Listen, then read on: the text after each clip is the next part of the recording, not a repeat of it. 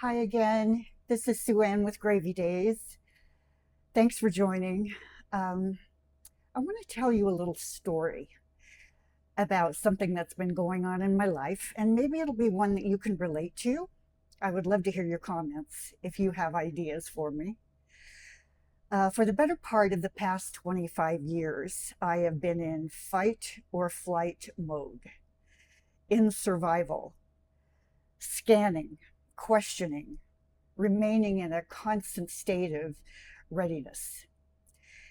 I don't think this is uncommon, probably, for women who live alone, and it certainly has not been for me.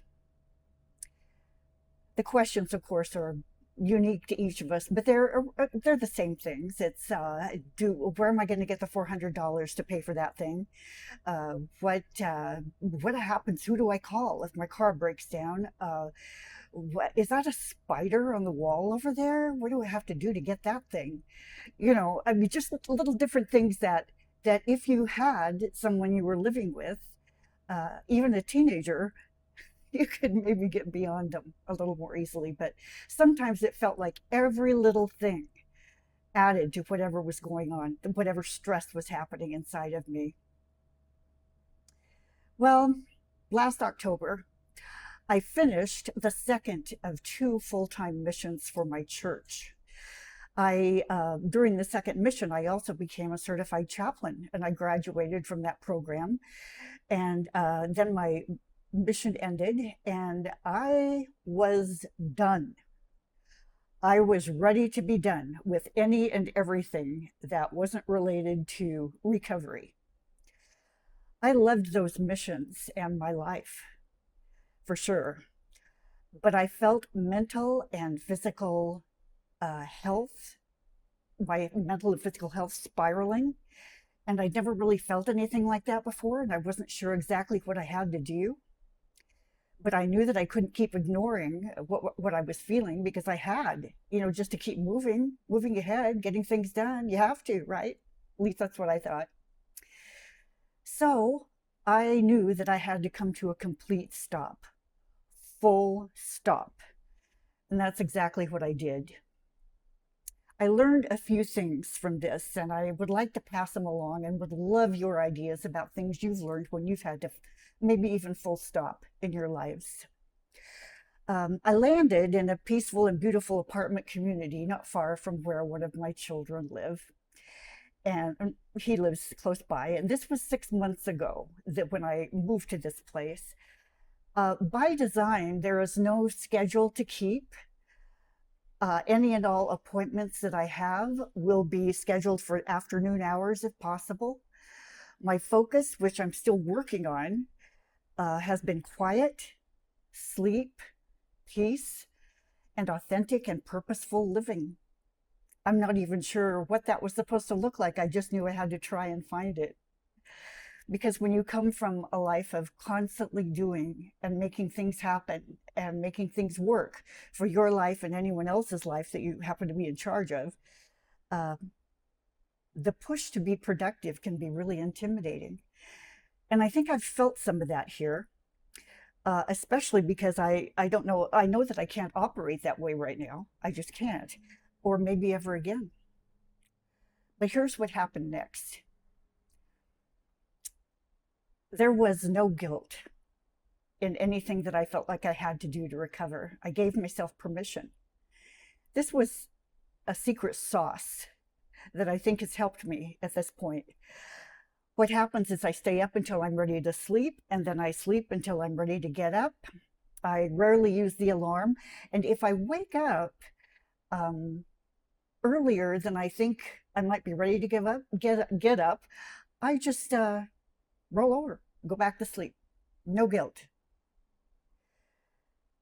I have felt like drained because I've been going through 50 years plus of memories and memorabilia and boxes and memories that have been sometimes emotionally difficult to deal with. And I know that you've probably had this happen too. So I take that into account when I start to feel like I should be doing more. I think, well, how many boxes did you unpack today, Sue Ann? Well, there you go. And with each box and each photo album and everything that you pull out, there are memories.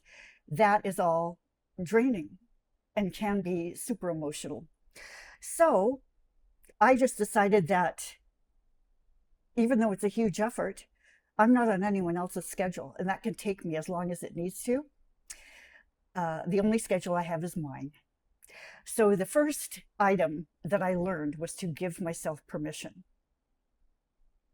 Another perk, I live in a beautiful part of the country. There are mountains and wide blue skies all around, red rock and fat white clouds, which I love. Sometimes when I get caught up looking at all these things, and I do sometimes, soaking it all in, I think maybe I should be doing something else. There it is, be more productive again. But the funny thing is that I don't feel that so much anymore. Watching the landscape change where I live, listening to the rainfall against the windows, watching the lightning dance around the mountains, that has become its own reward. It soothes my soul. And I am grateful for these moments to just participate in that. I've learned that part of healing my nervous system, and I actually learned this from someone who knows something about it, could result in feeling things more fully. And that makes sense because maybe I'm making room for them. You know, maybe I have room to feel feelings now that I would have felt before but didn't ever get to. It's weird because sometimes I cry about things that seem strange at the moment, a memory. I cry during a prayer. I cry during a moment seeing God's hand so specifically in my life. I cry about baby animals, baby humans. These things are magic to me now. My next thing I learned was to feel all the things, to let myself feel all the things. Well, I've spent plenty of time scrolling social media during this downtime, as you can imagine. And the funny thing is that I'd never done much of that before because there wasn't really time to spend hours and hours scrolling. But I have found, as I've done it more during this time, that it's had more appeal to me. And I suppose that it can be considered downtime. You're not really doing anything. But my wise daughter, who I always say was born after me, but she came with all the wisdom, not me. She said to me, "There is no silence in the feed." Someone always wants my attention there. And think about it, it's true.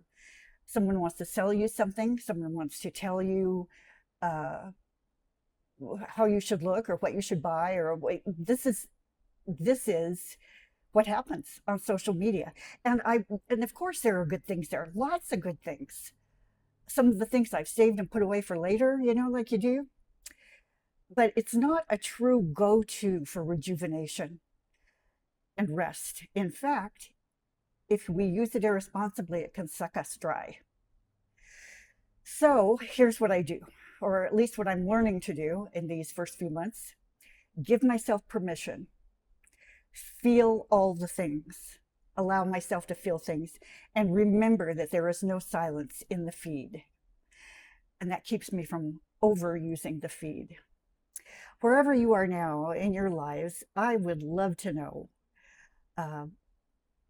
what journeys you've been on and how the things that you've learned about slowing down or coming to a full stop. I would love to hear your comments and to know what you're thinking about this whole subject. So thanks for joining, and we'll see you next time.